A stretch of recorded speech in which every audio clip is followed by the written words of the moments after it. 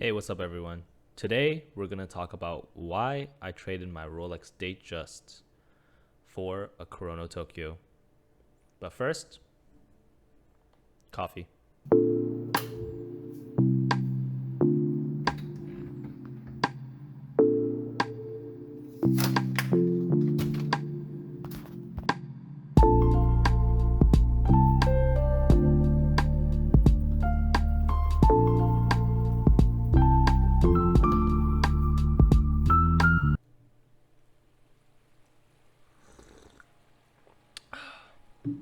All right, so why did I make the trade for this watch? Oh, it's not focusing. Eh.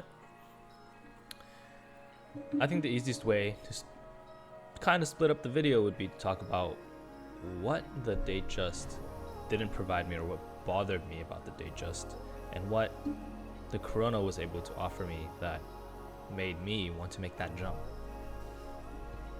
So let's start off with the Rolex. So one of the biggest things that was hard for me to let go of the Datejust was, honestly, I did really like having a crown on the wrist. The marketing is just, it's just superb. The marketing of a Rolex is kind of, there's no competitor for it. The Rolex pretty much owns the market in terms of marketing. Now, that was also one of the reasons that made me want to give up the Rolex. It doesn't mean I would never have a Rolex in the future, but it just makes me feel unsafe at the present moment where watch theft is pretty prevalent. I don't think it's ever going to go away, but I do think that right now it makes me feel unsafe. I want something a little bit more on the low-key end.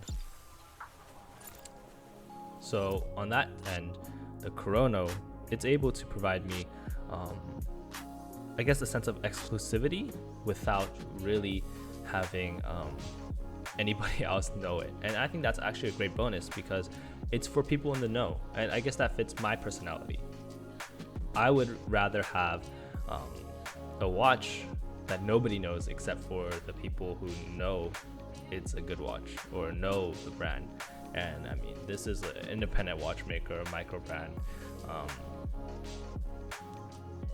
Only watch nerds will really know what it is.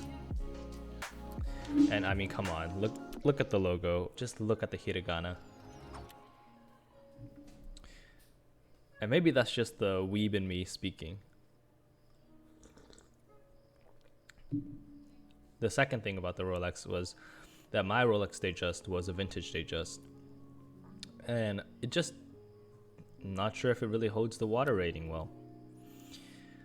With any vintage piece, there's always the risk of running it near water, and I just wasn't ready to take that risk.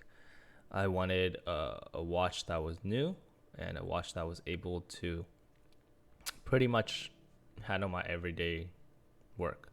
And I know that the Kurono only has 30-meter water resistance, but let's be real, when am I ever going to take a watch swimming? If I'm going to take a watch swimming, I'm going to bring my dive watch. For this chronograph, it's going to at least handle my hand washing. It's going to pretty much handle the rain. It'll be fine. So with that, I'm way less worried with my Kurono Tokyo than with the Datejusts. I guess the third part would be pretty much the design. The Datejust is iconic.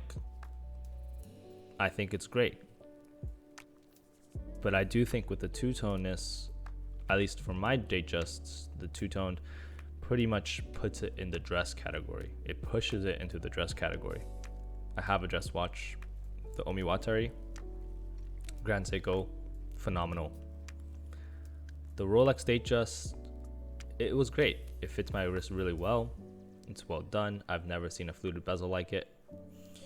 And I remember when I took it out of the box, I was pretty much amazed by it. My issue is that it's not that versatile. There's only so many pairings I could do with it. It felt like the strap options were pretty limited. I know people will probably try to have my head for this, but That's truly how I feel. The Kurono, on the other hand, super versatile design. It's a strap monster. It's what it is.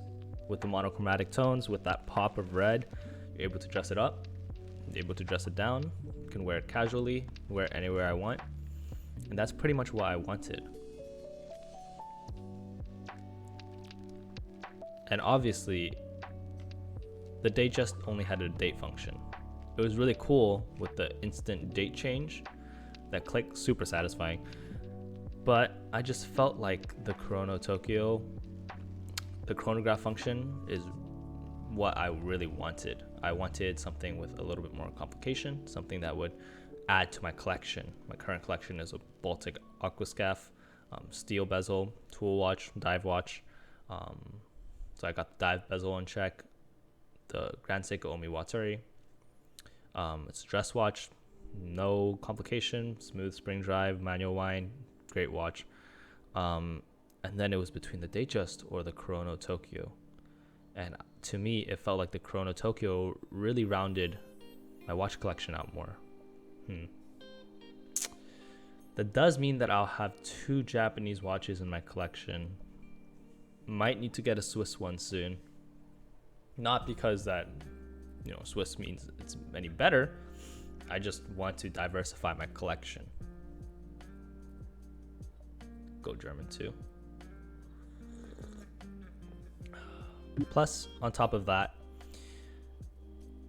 I'm paying around $4,800 for my Rolex Datejust.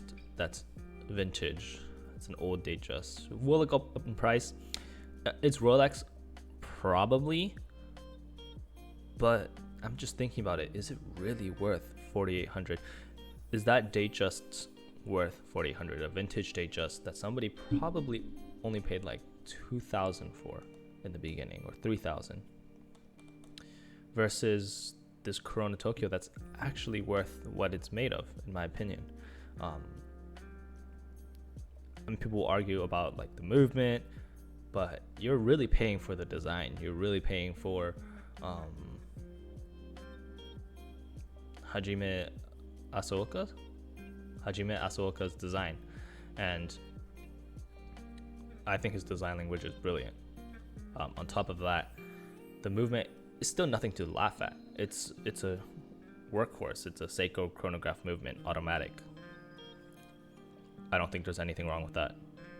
If Tudor can use ETA movements, I don't see why Kurono can't use Seiko movements. Haters gonna hate. I'm probably going to do a longer discussion about vintage watches and whether or not it's pretty much flipping, or if it's actually worth the money, maybe the ethics behind that. And I'm also going to do a video pretty much doing a more in-depth review of this Kurono Tokyo. I hope you guys look forward to that. Let me know what you guys think in the comment section below. Peace.